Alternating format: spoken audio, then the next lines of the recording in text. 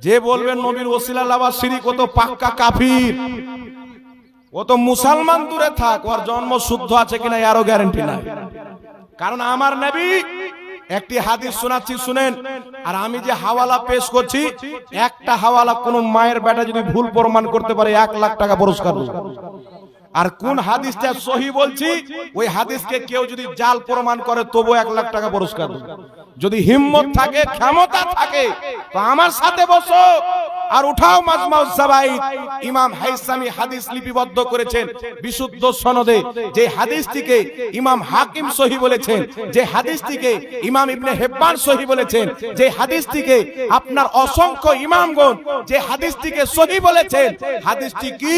হযরতে আলীর মা ফাতেমা বিনতে আসাদ রাদিয়াল্লাহু তাআলা আনহা যখন ইন্তিকাল করলেন, তিনাকে কবরে দাফন করার পর রাসূল পাক দোয়া করছেন, আল্লাহ আমার মায়ের কবরকে প্রশস্ত করে দাও, আমার মায়ের মাগফিরাত করে দাও, বিহাক্কে নবিয়্যিকা, তোমার নবী আমি মুস্তাফার ওসিলায়, ওয়াল আম্বিয়া, এবং পূর্বের সমস্ত নবীর ওসিলায়, পূর্বের সমস্ত নবীর ওসিলায়।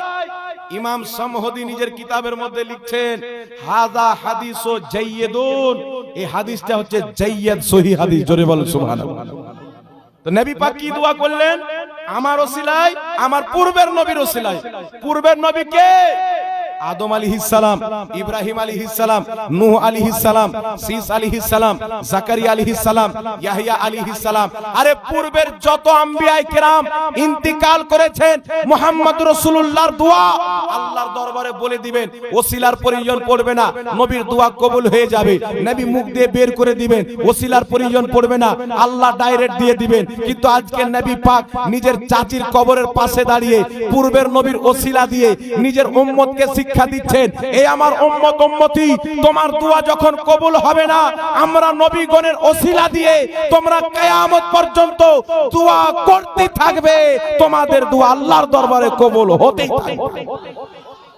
এটা নবীর ইসলাম। এই ইসলামটা রাসূল আমাদেরকে দিয়েছেন। আর এই হারামজাদারা বলে যে নবীর ওসিলা চলবে না। জি, এই মুর্শিদাবাদের মাটি না, পুরো দুনিয়ার মাটিতে কোনো লামাযাবি মায়ের দুধ পান করেনি যে ওসিলার বিষয় নিয়ে আমাদের সামনে বসবে।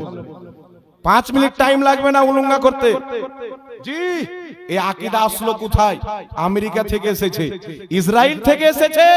এই ভারতের মাটি থেকে যখন পারতানি হুকুমত, ইংরেজরা নিজের বোরা বিস্তার সামনে পালাচ্ছিল, তাদেরকে রাস্তায় কেউ জিজ্ঞাসা করেছিল, কি হলো? তোমরা তো বলেছিলে যে আমাদের হুকুমত ভারতে শেষ হবে না, আজকে পালাচ্ছ কেন? তো আমেরিকি গভর্নররা বলেছিল, শুনো, হিন্দুস্তান আমাদের হাত থেকে কোনোদিন যেত না যদি হিন্দুস্তানে মুসলমান না থাকতো, যদি মুসলমান না থাকতো। আর শুনো, মুসলমানকে কেউ যুদ্ধ করে পারবে না, মুসলমানকে জিহাদ করে পারবে না, মুসলমানকে লড়াই করে পারবে না। আমরা তো ভারত ছেড়ে যাচ্ছি, কিন্তু মুসলমানদের সাথে আমাদের যুদ্ধ চালু থাকলো। আমরা মুসলমানের সঙ্গে হাতিয়ার নিয়ে যুদ্ধ করব না, বোমা নিয়ে যুদ্ধ করব না, হাসওয়া ফারসা নিয়ে যুদ্ধ করব না। আমরা মুসলমানের সাথে যুদ্ধ করব, মুসলমানের নামে নতুন নতুন ধর্ম তৈরি করব, নতুন নতুন মাযহাব তৈরি করব, যারা মুসলমানের অন্তর থেকে নবীর মহব্বত বের করবে, মুহাম্মদে আরবির তাজিমকে বের করবে। আর যেই দিন মুসলমানের অন্তর থেকে রাসূলের মহব্বতের তাজিম বেরিয়ে যাবে, সেই দিন ইসলামকে আমরা হারিয়ে দেব। এর কারণ বলছে, নবীকে দাঁড়িয়ে সালাম দেওয়া যাবে না, মিলাদ পালন করা যাবে না, নবীর নাম চুমুন দেওয়া যাবে না, নবীর ওসিলা নেওয়া যাবে না। মানে নামটাই মুসলমান রেখে দিবে, ঈমান আপনার শেষ হয়ে যাবে। নবীর মহব্বত যখন শেষ হয়ে গেল, আপনার আর কোনো দাম থাকবে না। তাই আল্লামা ইকবাল বলেছিল, আল্লামা ইকবাল বলেছিল, मोहम्मद की मोहब्बत दीन हक की शर्त अव्वल है, गर हो इसी में खामी सब कुछ नामुकम्मल है। ইহুদি জানে মুস্তাফার মোহাব্বত আছে, নামাজ কবুল আছে, রোজা কবুল আছে, হজ কবুল আছে, যাকাত কবুল আছে, দোয়া কবুল আছে।